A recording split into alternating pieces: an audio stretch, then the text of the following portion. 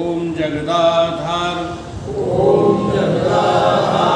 सर्वधिष्ठान धात्री नमः। ओम जगदाधार सर्वधिष्ठान धात्री नमः। ओम जगदाधार सर्वधिष्ठान धात्री नमः। सच्चिदानंद भगवान सनातन धर्म सतगुरुदेव भगवान की जय। आद्य गुरु शंकराचार्य कृति आत्मबोध श्लोक नंबर 15 पर आज चर्चा होगी। श्लोक नंबर 12, 13 और 14 में तीनों शरीरों के बारे में बताया गया कि ये शरीर किन किन तत्वों से बने हुए हैं, कैसे इनका जो है निर्माण होता है और ये अपनी क्या स्थिति रखते हैं। मैं इन तीनों शरीरों से पृथक अशरीरी आत्मा हूँ,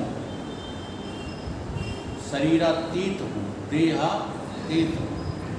अब इन्हीं शरीरों को विस्तार से बताने के लिए ये अगला श्लोक पंचकोश का वर्णन कर रहा है। पंचकोश आदि योगेन तत् तन्मय इव स्थिति शुद्ध आत्मा नील वस्त्रादि योगेन स्फटिको यथा। आत्मा तो विशुद्ध है, आत्मा में कोई कोश वोश नहीं है, परंतु इन पंचकोशों ने उस आत्मा को ढक लिया है, आवृत कर लिया है।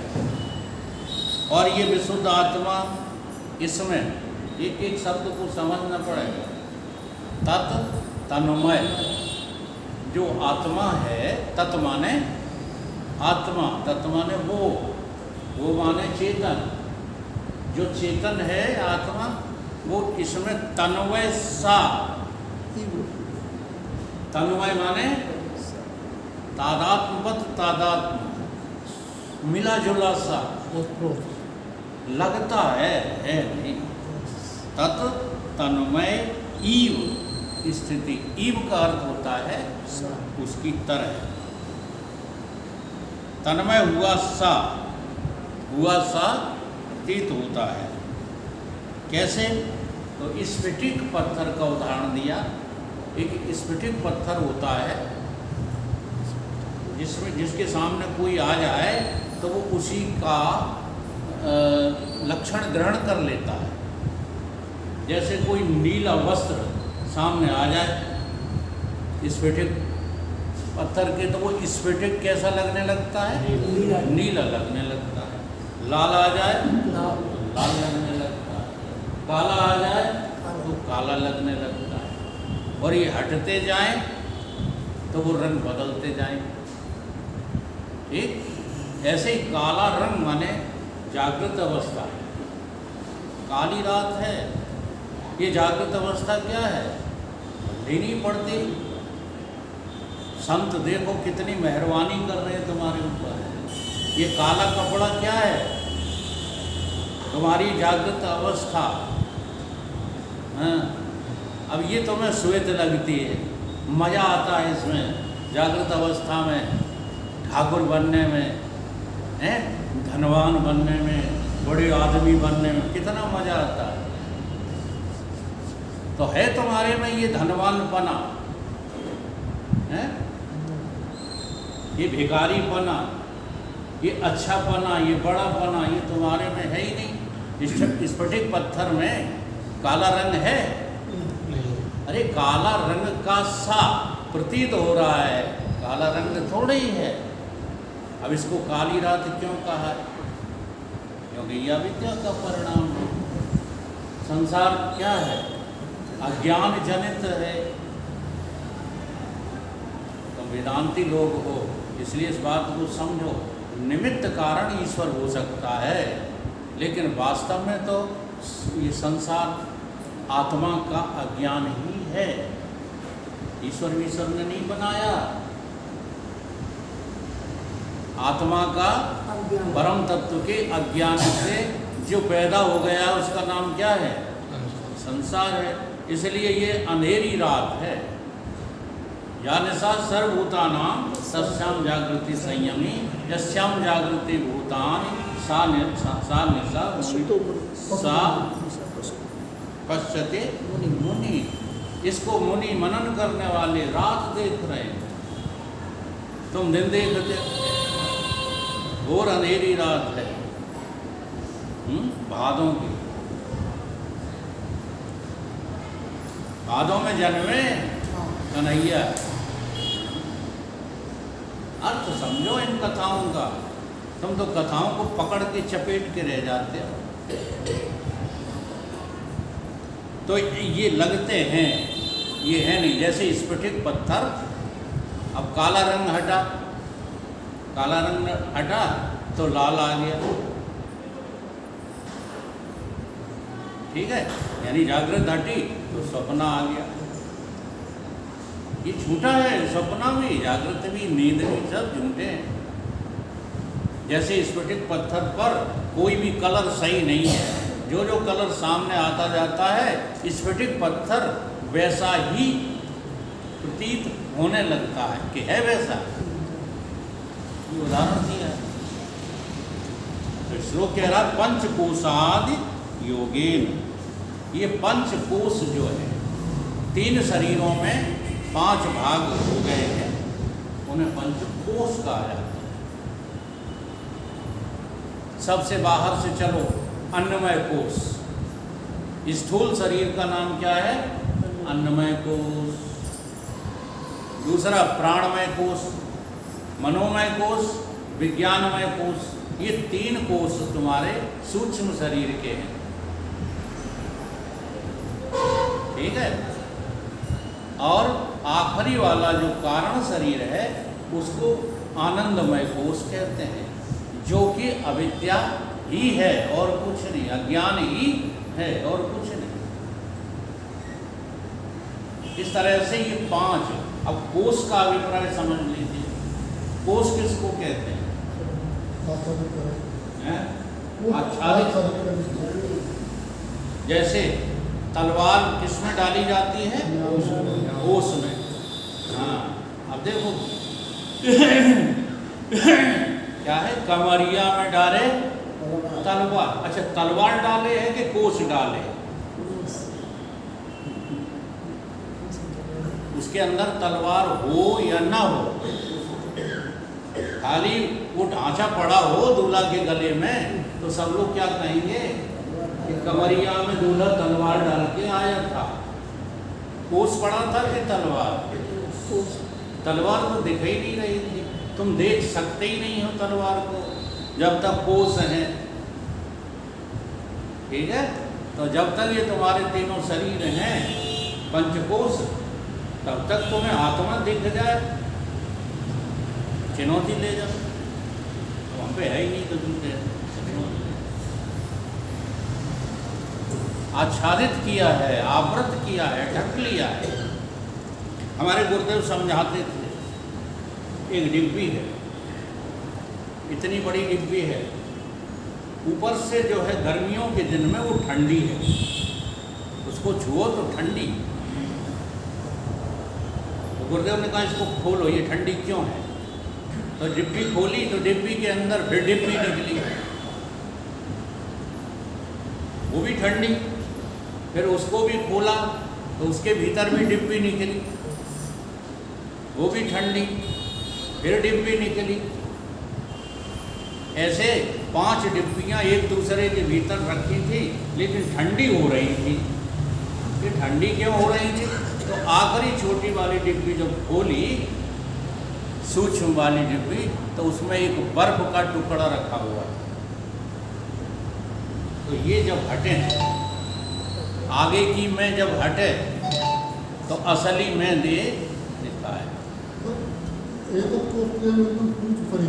हिंदी बोलो, हिंदी। ये सब लोग संस्कृत नहीं जानते महाराज, हमें क्षमा कर दो, हम भी नहीं जानते। हिंदी में बात किया। प्राणमय कोश, विज्ञानमय कोश और मनोमय कोश, ये सूक्ष्म शरीर का कोश। हाँ बता तो रहे हैं। और कारण शरीर ये नहीं बताओ, अन्नमय कोश, अन्नमय कोश यानी स्थूल शरीर का होगा कुछ। अन्नमय कोश, स्थूल शरीर, अन्नमय। आगे की बात करेंगे, अभी थोड़ी हम जो समझा रहे हैं अभी हम जो समझा रहे हैं, इसलिए मैं कहता हूँ कि समझने वाले कम, समझाने वाले ज़्यादा। आप हमको समझाना चाहते हो आप थोड़ा धैर्य तो रखो। जब चैप्टर उठाया है तो वो पूरी बात समझा के जाएंगे आपको, अधूरी बात छोड़ करके नहीं जाएंगे। अपनी बुद्धि को भ्रम मिटा रहे हैं। बुद्धि का ही भ्रम मिटाएंगे। अब उसकी चर्चा आगे, पहले कोष को तो समझ लो, तब उन कोषों के जो है क्रम से हम वर्णन करेंगे। आपने तो व्यष्टि में जो है कह लिया, अभी समष्टि का तो आपको कुछ पता ही नहीं है। इन्हीं को समष्टि में बताओ तो हम चुनौती दें। हाँ, तो आधी अधूरी बात समझ गए हो, ठीक है, अपने पास रखो। हमें ये वो नहीं है एतराज़ कि आप समझदार नहीं हो, बने रहो समझदार, अच्छी बात है। हम तो कहते हैं जितना आप समझदार बनोगे उतना ही आपको लाभ होगा, किसी और को थोड़ी होगा, आप ही को होगा। तो इन आवरणों के जो है अंदर ही सूक्ष्म अति सूक्ष्म, वो तुम्हारा जो है चेतन, उसकी चैतन्यता का तुम्हें अनुभव होगा। इसलिए इन कोषों को हटाना है। इसी तरह एक प्रक्रिया और अपनाते थे, उसमें वो बताते नहीं थे। उन्होंने कहा बेटा साबुन लाना है, जरा हमारे घोड़े में एक पुड़िया रखी है, पुड़िया, हाँ वो पुड़िया उठा लाओ। तो अब हम पुड़िया लेके आए, उन्हें खोलो, तो पुड़िया खोली, पुड़िया के भीतर पुड़िया, वो स्वयं बना के रखते थे। केवल इसी बात को समझाने के लिए कि आत्मा कोषों से कैसे आच्छादित है। पांचों पुड़ियाँ खोलते गए। अरे मैंने कहा स्वामी जी इसमें कुछ नहीं है, तुम्हें तो भ्रम हो गया है। अरे जी हमें भ्रम नहीं, तुझे भ्रम है, और खोल। तो आखिरी पुड़िया खोली तो उसमें एक 10 का नोट गुड़ी मुड़ी करके रखा हुआ था। उन्हें कि ये है आत्मा। ये क्या है? ये समझाने का दृष्टिकोण। अब हम चलो प्रारंभ करते हैं कि अन्नमय कोष क्या है। ये जो क्षितिजल पावक गगन समीर का पंचीकरण है, यही अन्नमय कोष है, और मूल रूप से दिखाई देता है मिट्टी के रूप में, और प्रक्रिया भी हमको वैसी ही दिखाई देती है। माटी से अन्न बनो, पितुमातु ने खायो, बनी रजवीर की आठी, पुत्र भय पे पुण्य माटी बनी। फिर अन्न ही खाए बड़ी है काठी। मैं हूँ देह, और देह है मेरी, ये स्थूल देह मैं हूँ, यही मेरी है। चेतन ने ये लगाई है गांठी, काहे गुमान करे विज्ञान, अंत में ये होएगी माटी की माटी। तो ये जो माटी से युक्त है, मट्टी ही मट्टी है, इसी का नाम क्या है? अन्नमय कोष।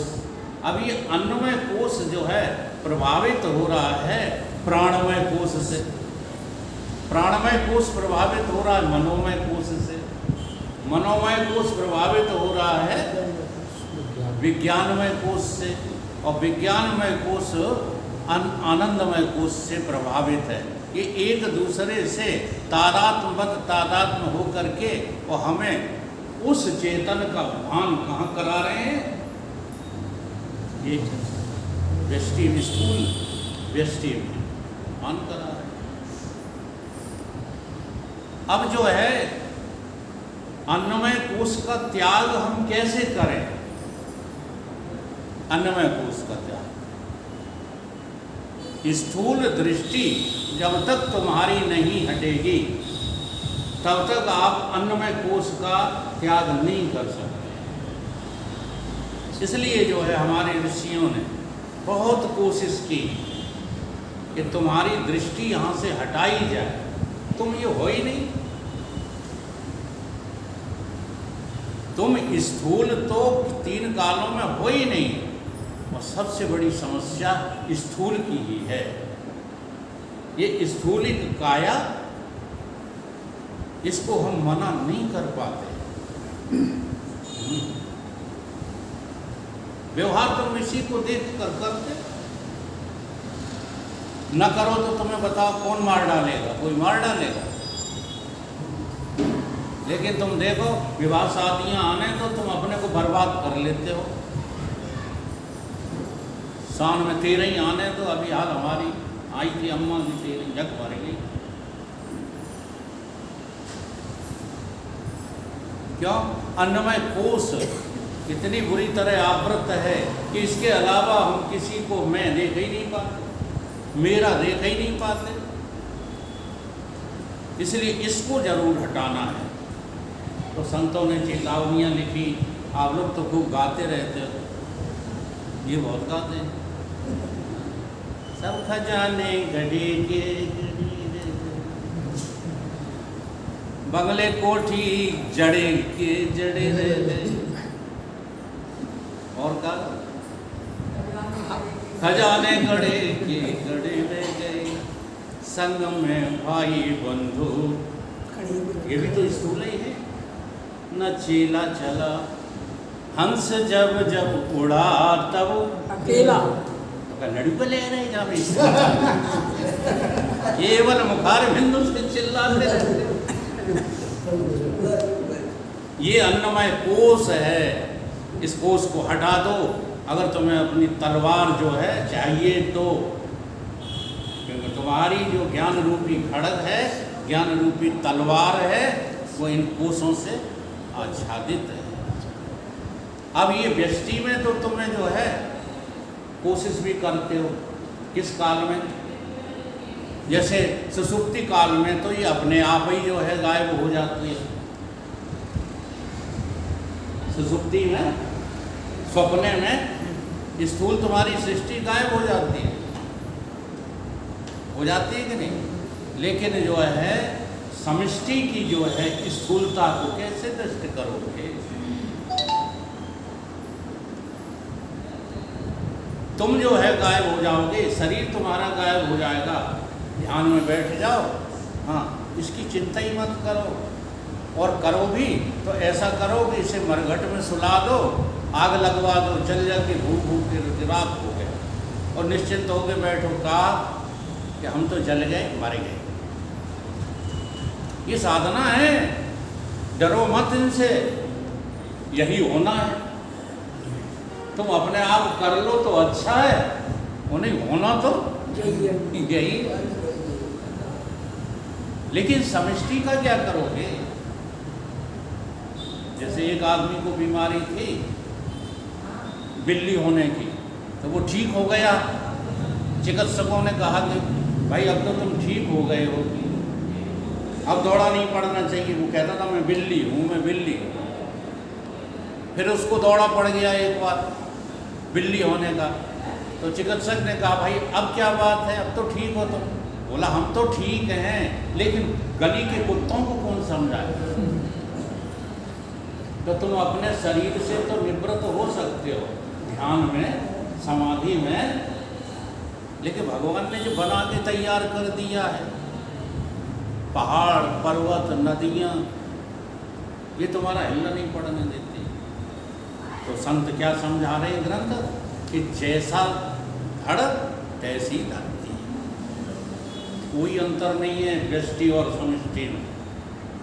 अगर तुम अपनी इस जो है स्थूल व्यष्टि को अपनी बुद्धि से निकाल दो तो ये समष्टि अपने आप निकल जाए। इसे निकालने की तुम्हें मेहनत नहीं करना पड़ेगी। ठीक है? अगर ये ना होती तो वो स्थूल सृष्टि होती क्या?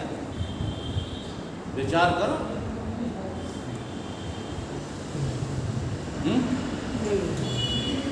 एक बार अकबर ने बीरबल से कहा कि बीरबल खुदा की खुदाई हमें दिखाओ। तो बीरबल ले गए चंबलों के बेहड़ में अकबर को, चढ़ाएं उतारें उतारें चढ़ाएं कहाँ, खदियों पर। परेशान हो गया, बोला कितनी दूर है खुदा की खुदाई, कब दिखेगी।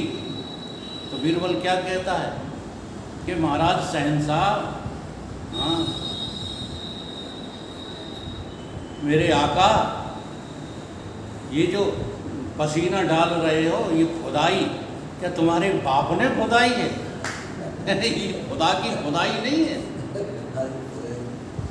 ठीक है, तो इस स्थूल सृष्टि से अपना पिंड छुड़ाना है तो केवल देह खत्म कर लो।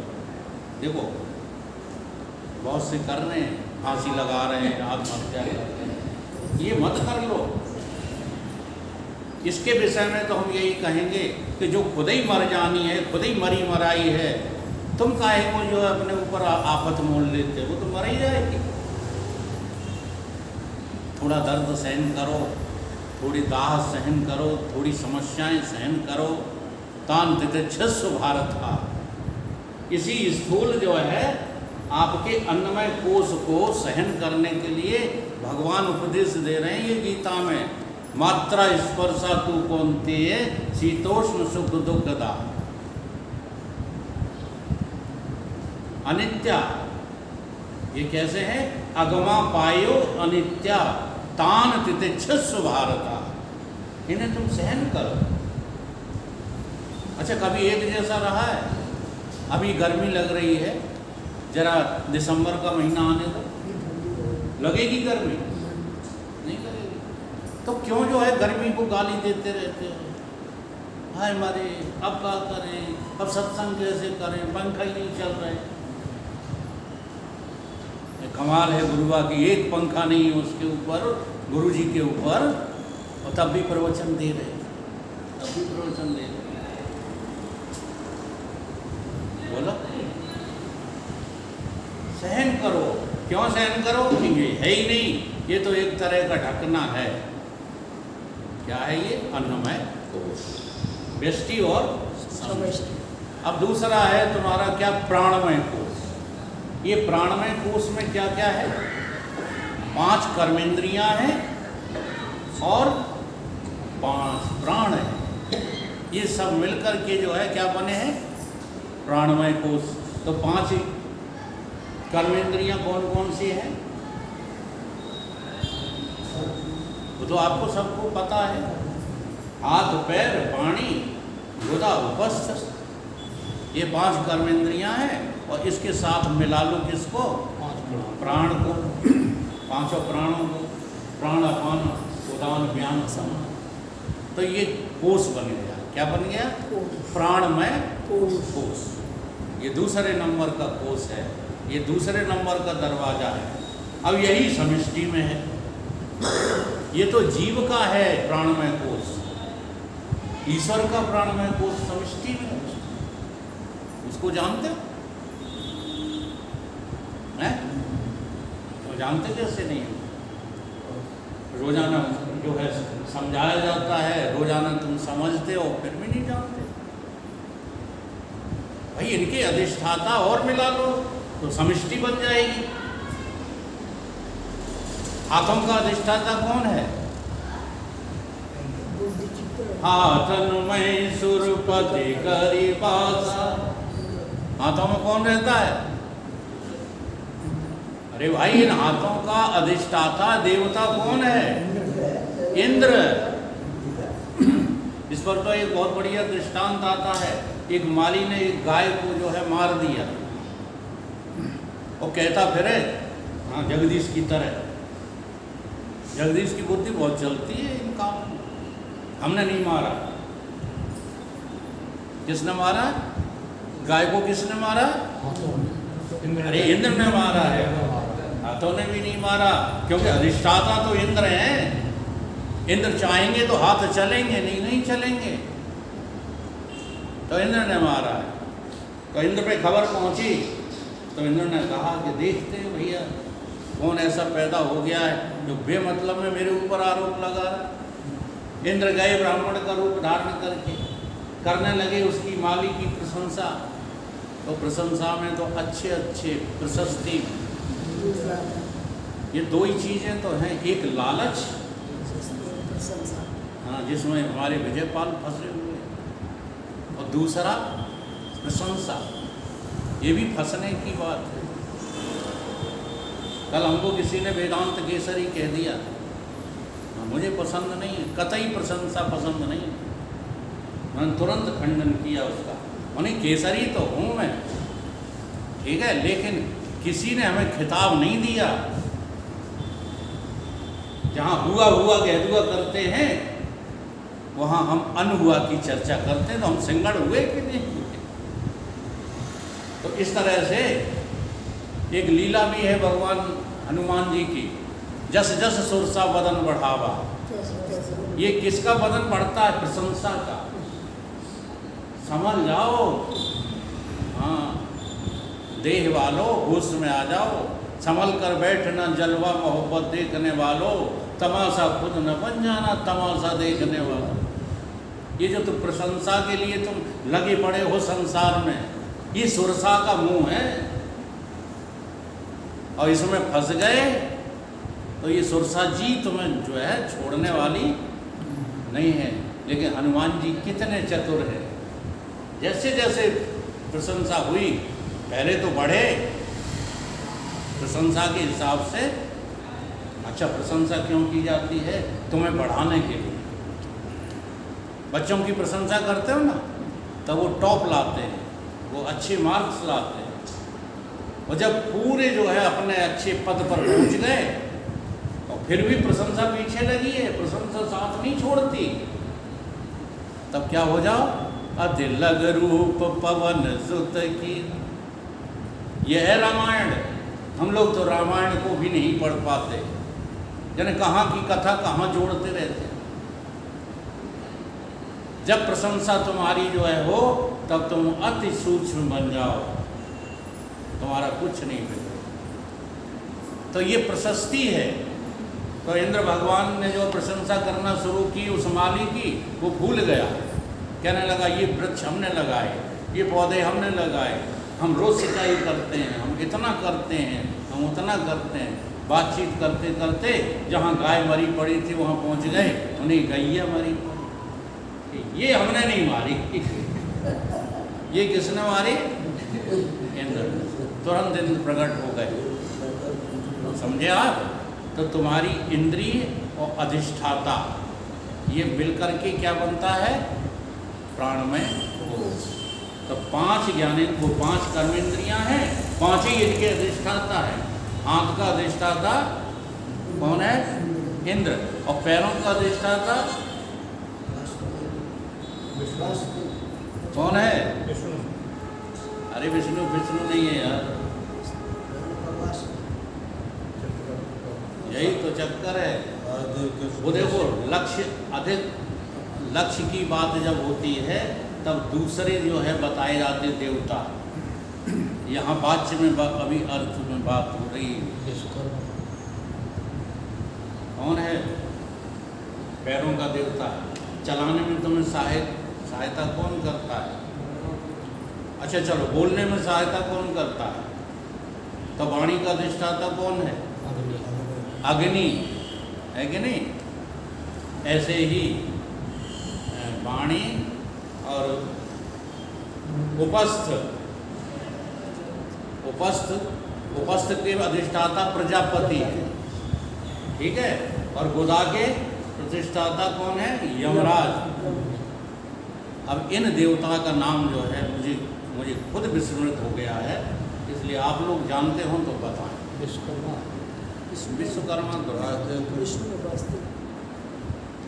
कुछ और ही नाम है, चलो छोड़ो, है देवता ही अधिष्ठाता। तो 5 देवता और 5 कर्मेंद्रिय और 5 प्राण, व्यष्टि और समिष्टि, ये मिलकर के जो है जीव और ईश्वर का कोष है। कौन सा? प्राणमय, ठीक है। फिर उसके बाद आता मनोमय कोष। अब मनोमय कोष की रचना क्या है? 5 ज्ञानेंद्रियां और मन, व्यष्टि और समिष्टि। व्यष्टि में ज्ञानेंद्रियां हैं, समष्टि में उनके अधिष्ठाता है। शब्द स्पर्श रूप रस गंध, ठीक है। तो शब्द के लिए तो चाहिए कौन सी इंद्री? कान। और कान का देवता कौन है? दिशा। हाँ, तो समष्टि में ये कोष के रूप में कौन है? देवता। और व्यष्टि में इंद्रियां, मन सहित। और नाक का देवता अधिष्ठाता अश्विनी कुमार, ठीक है। स्पर्श का देवता वायुदेव, ठीक है। शब्द स्पर्श और नेत्र का देवता सूर्य। ऐसे 5 ज्ञानेंद्रियों के 5 अधिष्ठाता। तो वो तो हो गया ईश्वर का मनोमय कोष। चंद्रमा, मन का कौन है? चंद्रदेव। तो ये तो समष्टि का कोष हो गया, ये व्यष्टि का कोष हो गया।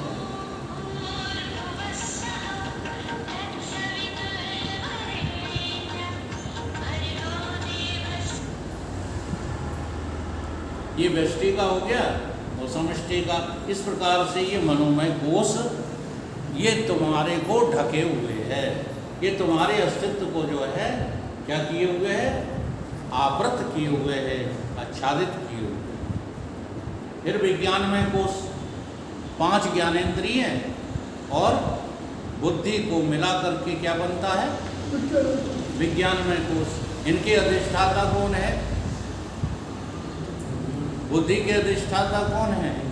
ब्रह्मा जी हैं कि नहीं है? और 5 ज्ञानेंद्रियों के अधिष्ठाता बता ही दिए हैं। फिर उन्होंने दोबारा क्या रिपीट करें? ये सब मिलकर के क्या विज्ञानमय कोष तैयार होता है। ये भी तुम्हारे स्वरूप को ढकेता है। इसीलिए तुम ब्रह्मा जी की जो है आराधना करते हो। ब्रह्मा जी माने सरस्वती। चाहे ब्रह्मा जी की करो चाहे ब्रह्माणी की, ये रहस्य आपको माने नहीं। चाहे कलेक्टर की जो है चमचागिरी करो चाहे कलेक्टर नहीं, बात एक ही है। वो नहीं हुए तो तुम शर्त लगाए। इसलिए हमारे यहाँ जो है ऋषियों ने ये जोड़ा यूं ही नहीं बना दिया। जब तक पति पत्नी हर हाल में एक नहीं है, पति पत्नी का धर्म ही जो है शाश्वत नहीं हो सकता। आज बात बात में मुकदमे चल रहे हैं, बात बात में मायके भाग रही है, बात बात में लठ चल रहे हैं। अभी अभी कोई मर गई कि मर गया है? फांसी लगा के अभी अभी इनके परिवार में कहीं हुआ है। हाँ, लड़का मरा। हाँ, और कौन? लड़की मरी है। तो ये सब क्या हो रहा है? ये सब इसी आध्यात्म विद्या के अभाव के कारण हो रहा है। नहीं, पति पत्नी दो थोड़े ही होते हैं। हाँ, ये तो एक दिखावा है बाहर का। राधा कृष्ण सीताराम,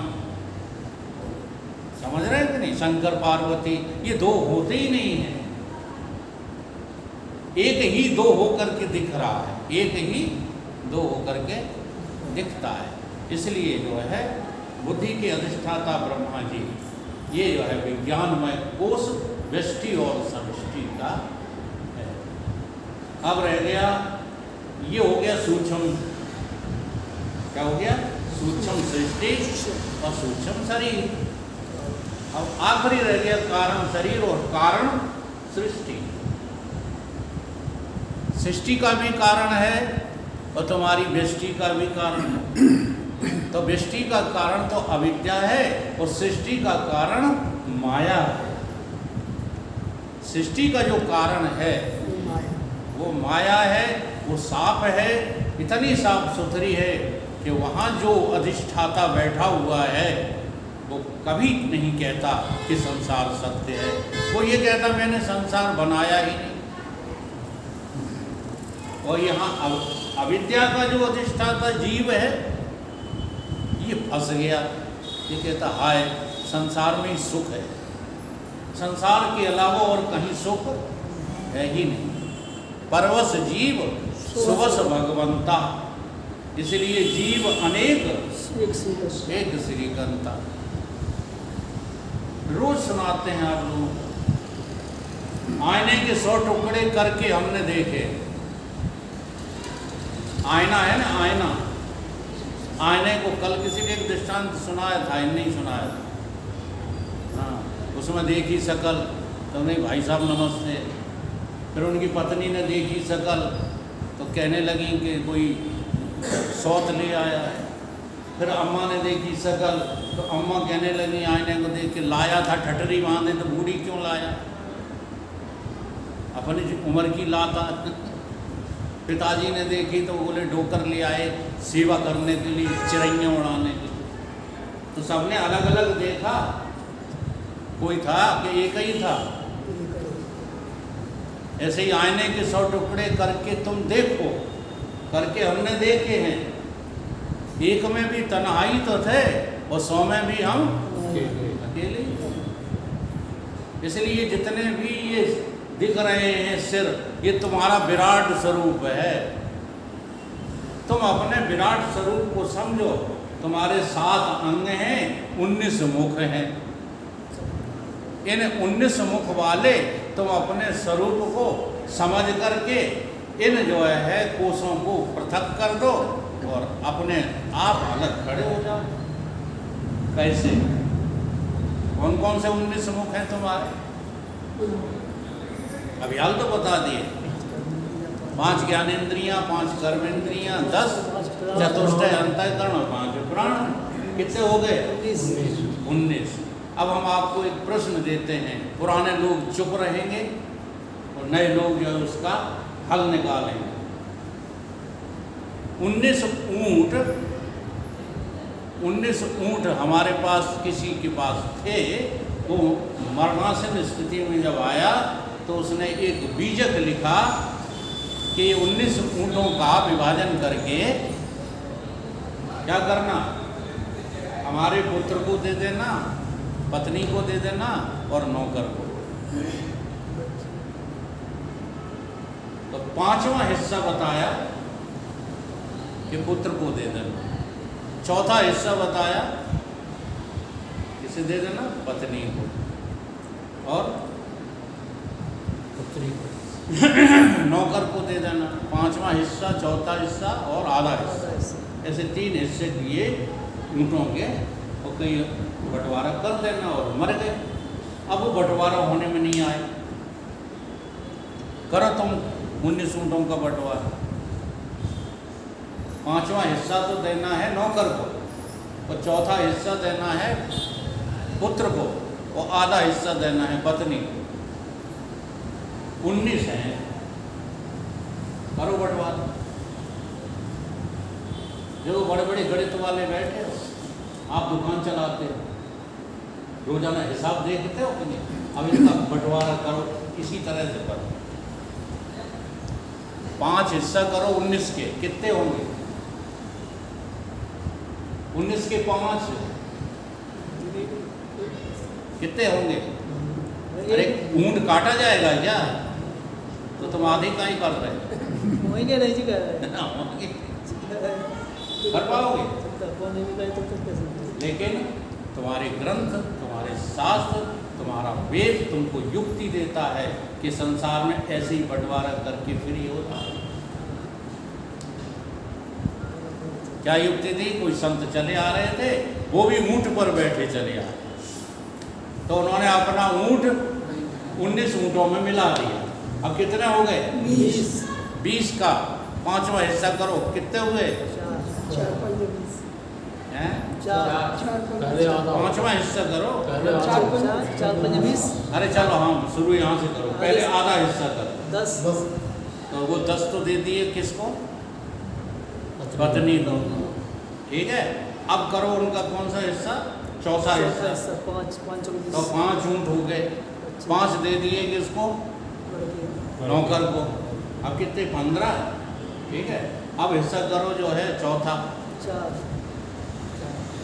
4 हुए, तो वो दे दिए किसको? लड़के को। 19 बट गए। अब जो बचा वो अपने पास रख लो। जो बचा एक, वो कहाँ रख लो? अपने पास। ये दृष्टांत क्यों दिया? इसलिए दिया कि तुम्हारा विराट स्वरूप है, इंद्रियों का अंतःकरण का ये तुम्हारा विराट स्वरूप है, इन्हीं को कोष कहा है। तो इनको जो है जाके ताय दे दे, जिसके हैं उसको दे दो, तुम शेष बच जाओ आत्मा। तो अपने में मस्त रहो, कछु लेना न देना, परंतु नहीं मानोगे, चाबी लटकाएं फिरती रहती अम्मा। अबे और पप्पा की तो कहने ही क्या है, चाबी नहीं लटकाएंगे, चाबी और चाबा दो मूड पे धरे नहीं छूटन दे सत्संग। पप्पा ऐसे भजत है तिड़ी, क्या है वहाँ। मेरा अभिप्राय ये थोड़ी है कि आप लेटने के लिए न जाओ, आप रोटी खाने न जाओ, ये अभिप्राय मेरा कदापि नहीं। लेकिन 60 वर्ष के हो गए हो, अब तो सन्यास जो है अंदर ले आओ। वृत्ति तुम्हारी सन्यासमयी हो जानी चाहिए। अगर वृत्ति तुम्हारी अभी भी जो है लपका लपकी की है, तो ये पंचकोश तुम्हारी समझ में नहीं आएंगे। सन्यास वृत्ति बनाओ और इन पंचकोशों से निवृत्त हो जाओ। आगे महाराज जी जो कह रहे हैं उनमें जरूर पढ़ के सुनाऊंगा आपको, उसी बात सुनाऊंगा। भगवान कृष्ण कहते हैं कि मुझे कर्म नहीं बांध सकते। आपको तो बांधे हैं, बंधे हो कि बांधे हैं? बंधे। कर्म आपको बांधे हैं कि बंधे हो? अच्छा, गधा बंधा है कि मुक्त है? भगवान कृष्ण को कर्म नहीं लगते, क्योंकि उनकी बुद्धि कर्म वाली है ही नहीं। उनकी बुद्धि कैसी है? आत्मा वाली। हाँ, वो कहते हैं अहम आत्मा ब्रह्म, मैं तो आत्मा हूँ, मुझे कर्मों से लेना देना क्या। ये हो रहे हैं, अब ये हो रहे हैं ये भी अर्जुन को समझाने के लिए कहते हैं, नहीं कहीं कुछ हो नहीं रहा। बहुत बड़ा भ्रम पाले हुए होने का, इसलिए कर्मों को आरोपित नहीं करते। हम जो बुद्धि रखते हैं वह आज तक मन की ही मानती चली आई है। मन जिधर भागता है तुम्हारा बुद्धि का निश्चय वहीं हो जाता है ना। घर पे हमारे रिश्तेदार बैठे हैं, ये किसने कहा? अभी देखो बैठे नहीं, ये मन बड़ा जो है धूर्त है। एक आदमी था, उसको खबर मिली सत्संग में बैठा था कि तुम्हारा लड़का मर गया, जबकि उसका लड़का अच्छी पोस्ट पर पदस्थ हो गया था। लेकिन वो अच्छी खबर उड़ते उड़ते काज बदल गई, मृत्यु में बदल गई, और उससे खबर मिली कि वो मर गया। अब सत्संग में मन नहीं लग रहा। अब मनीराम कहाँ पहुँच गए? लड़के की डेड बॉडी पर पहुँच गए। रो रहे हैं, बिलख रहे हैं, आदमी भेज रहे हैं डेड बॉडी लाने के लिए। ठीक है, तब तक खबर आ गई कि बाकी नौकरी लग गई, वो मरा नहीं है। अब मनीराम क्या कह रहे?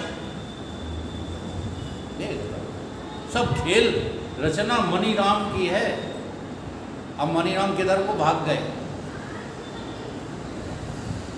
अब सुख की तरफ भाग गए, और बुद्धि ने निश्चय कर लिया मेरे लड़के की नौकरी। असलियत बात क्या है?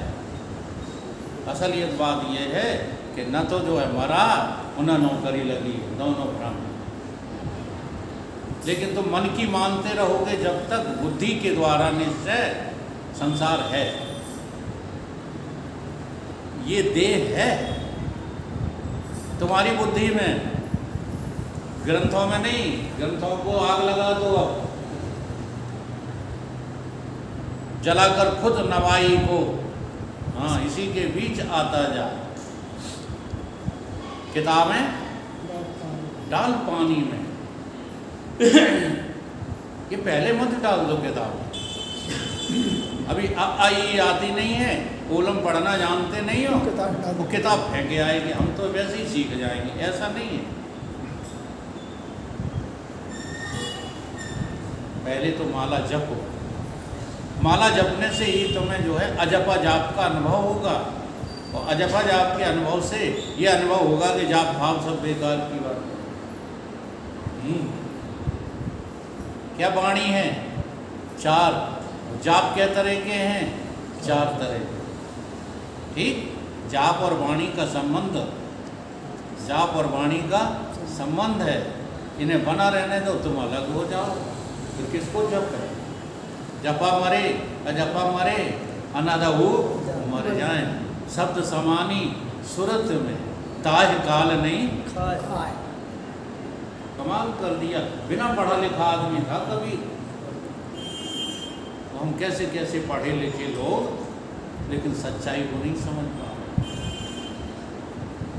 तो महाराज जी कहते हैं कि मन की गुलाम हो गई है बुद्धि, जो मन दिखाता है वही देखती है, जो गुरु दिखाता है वो बुद्धि नहीं देख पा रही। तो गुरु जी कह रहे हैं कि तुम पाप ही न समझो छोड़ना है, पुण्य भी छोड़ना है, लेकिन पहले मत छोड़ देना। पहले पाप को छोड़ने के लिए पुण्य करो, फिर पुण्य भी तुमको जो है हिल्ला नहीं पड़ने देगा, बल्कि अहंकारी बना देगा। इसलिए इस पुण्य का भी त्याग करो। न पुण्यम न पापम न सौख्यम न दुखम। अभी आप ज़्यादातर पापी नहीं हो तो पुण्यात्मा हो गए ना प्रभावित। कृपण नहीं हो तो दानी हो गए ना प्रभावित। भाई जैसे तैसे समझाए समझोए गए, विजयपाल से 10,000 रुपये ले ले। अब ये गाँव फिर रहे चारों तरफ, अब की बार हमने 11,000 दे दे, अब की हमने 11,000 दे दे, तो कृपणता छूटी। समझा रहे हैं हम आपका नाम लेकर, चिंता मत करो। कृपणता छूटी तो काला दिया दान बना। हाँ दान बड़ा मुश्किल है। चरित्रहीनता गई तो चरित्रवानता चढ़ बैठी। हम असली किस्सा बताते हैं, नाम नहीं लेंगे। एक भाई साहब है मेरे, मैंने उन्हें वेदांत समझाया, और 1 महीना नहीं, 2 महीना नहीं, 6 महीना समझाया। और एक दिन क्या कहने लगे, हमारी मुँह पे पचर तम्बाकू खाते हो, मुझे ज्ञान सिखाते हो। उस समय मैं तम्बाकू खाता, ये देवी जी बैठी, इन्होंने छुड़वाई हमारी तम्बाकू। हाँ देखो तो लोग आप घर वाले छुड़वाते हैं, हाँ हमारे जो है दूसरे लोग छुड़वा देते। तुम घर वालों का कहना नहीं मानते। तो एकदम उन्होंने जो है हमसे यही कहा कि मुझे ज्ञान सिखाते हो, खुद पचर तम्बाकू छूटते रहते। देख लिया ना? बात लग गई नहीं, बात समझे नहीं।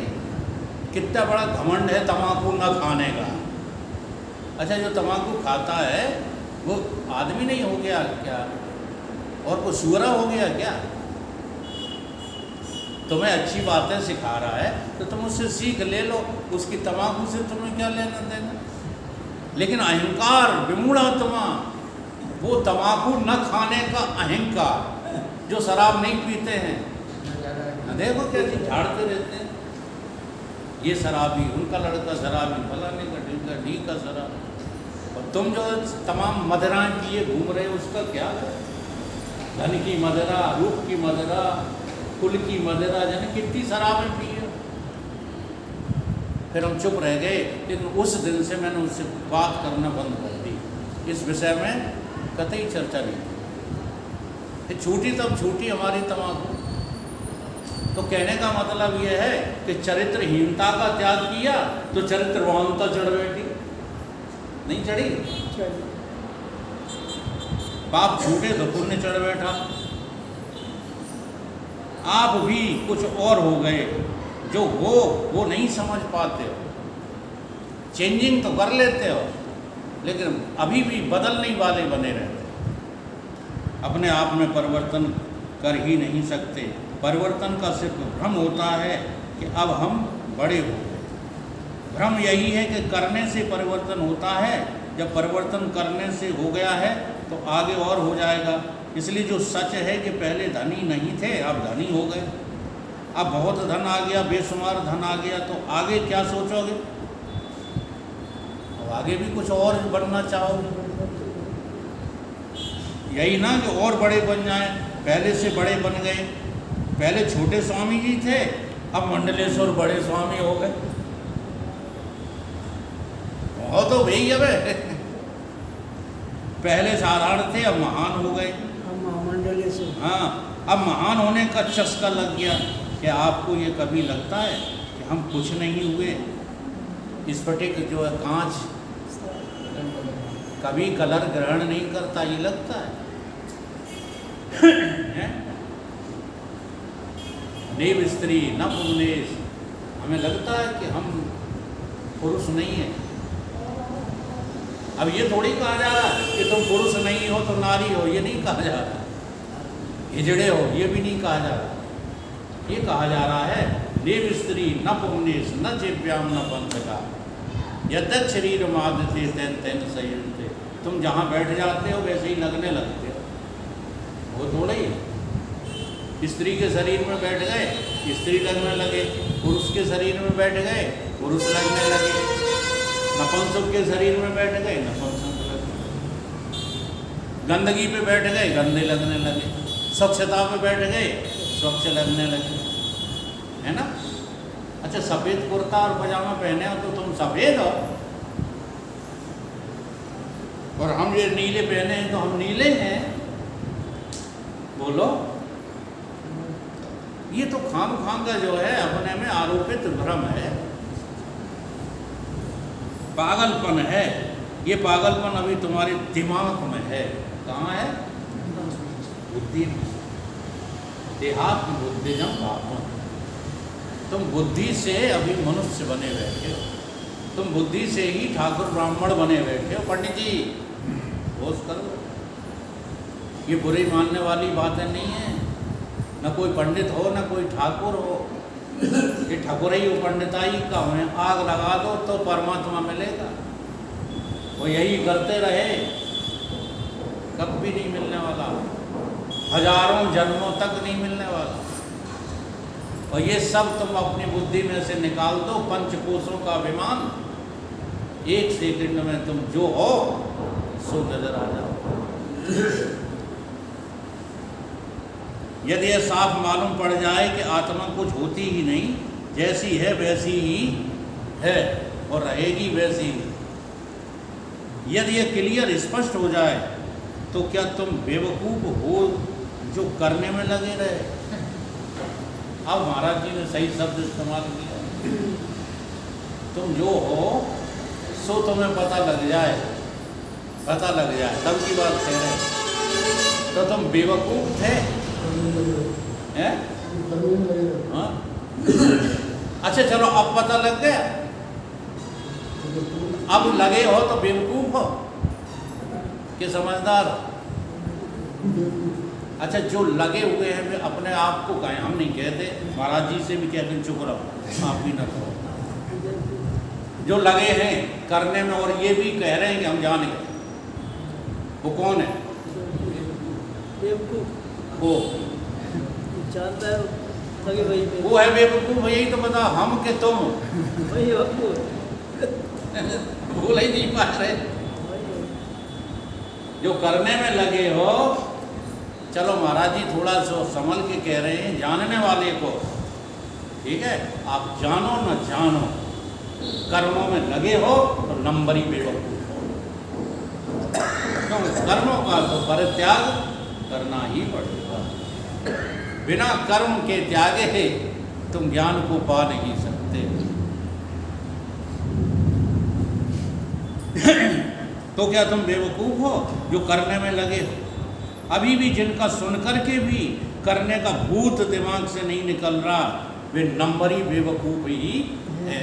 कौन कह रहा है? गुरुदेव कह रहे हैं। हम तो जो है उधारी की बात सुना रहे हैं अभी, आप नहीं कहो बुरा लगेगा। इसलिए फिर समझ लो, नीला वस्त्र स्फटिक को नीला कर देता है, लाल वस्त्र स्फटिक को लाल कर देता है, काला वस्त्र स्फटिक को काला कर देता है। स्फटिक पत्थर न नीला है, न लाल है, न काला। ऐसे ही तुम्हारी आत्मा में न कर्म है, न उपासना है, न आध्यात्मिक चटनी है, कुछ भी नहीं। तुम तो ज्यों के त्यों साफ सुथरे, हाँ, सर्वत्र व्यापक, सब में रहते हुए सबसे अलग, क्योंकि वह शुद्ध है, साफ है। ऐसे ही आत्मा शुद्ध हो नहीं जाओगे। केवल तुम्हें भ्रम निकालना है। जो तुमको ये भ्रम हो चुका है ना कि हम पंच कोशों से घिरे हुए हैं, ये तुम्हें भ्रम है। तुम्हें कोई कोष छू नहीं सकता। हाँ, तलवार को कोई कोष जो है ढक सकता है? जब युद्ध की बारी आएगी तो तलवार अपने आप जो है चमकने लगेगी। चमक उठी इन 57 में वो तलवार पुरानी। अभी तुम्हें गड़बड़ी होती है क्योंकि तुम अधूरे हो, इसलिए पूरे हो जाओ। अब चूंकि तुम जिनके बीच में रहते हो वहाँ यही रोग फैला हुआ है, कोरोना फैला हुआ है। हमने कोरोना में एक लेख लिख के भेजा था, किसी ने ध्यान ही नहीं दिया, क्योंकि हम कम लोगों से जुड़े थे, इसलिए कम ही लोगों के पास भेज पाए। कोरोना तुम्हारा कुछ नहीं बिगाड़ सकता, कैंसर तुम्हारा कुछ नहीं बिगाड़ सकता, क्योंकि तुम्हें कैंसर होता ही नहीं है, केवल बुद्धि में। हमने ऐसे ऐसे लोग देखे हैं जिनकी बुद्धि थोड़ा ब्रह्ममयी तो नहीं हुई, लेकिन थोड़ा बदल गई, तो वो 6 महीना 10 महीना आगे चल गए, मरे नहीं। और जिनकी बुद्धि में ये बैठ गया कि हाई कैंसर, ना फिर 1 ही महीना में मर जाओ। देखा गया ऐसा। आप अपनी बुद्धि को जो है स्वच्छ करो और उसमें बिठा लो क्या कि मैं तो आत्मस्वरूप हूँ, मैं तो ब्रह्म हूँ। अब मेरा क्या बिगड़ेगा, मुझे कौन मारेगा? कोई नहीं मारेगा। यदि नहीं भी लगता है तो लोग जो है तुम्हारे में डाल देते हैं कौन से रोग, दुनिया के रोग। तुम जैसे तैसे जो है सत्संग में आगे बढ़ो तो एक केकड़ा प्रवृत्ति होती है। एक मटके में 20 केकड़े छोड़ दो, वो खुला मुंह छोड़ दो मटके का, एक भी केकड़ा बाहर नहीं निकल सकता। क्यों नहीं निकलते? केकड़ा जैसे ही बाहर ऊपर को उठता है जैसे दूसरा पकड़ के खींच लेता है, एक दूसरे की टाने। बस यही सत्संग में तुम थोड़ा आगे बढ़ते हो, ये दुनिया वाले, ये तुम्हारे संबंधी जिन्हें तुम रिश्तेदार कहते हो, चिटिया कितने जा रहे हो तो तुम खिंचे उधर को ही चले जाते हो।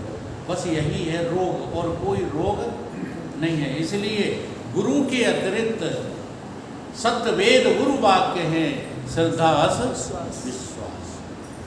केवल ग्रंथ, वो भी सदग्रंथ, चाहे जौन से ग्रंथ नहीं। गप्पे जो कथाओं में सुनाते रहते हैं पांडित्य लोग, उनको नहीं, सत्य ग्रंथों को स्वीकार करके गुरु की बात को स्वीकार करो और सारी दुनिया एक तरफ हो जाए और गुरुदेव एक तरफ हो जाए तो तुम्हारा कल्याण हो जाए।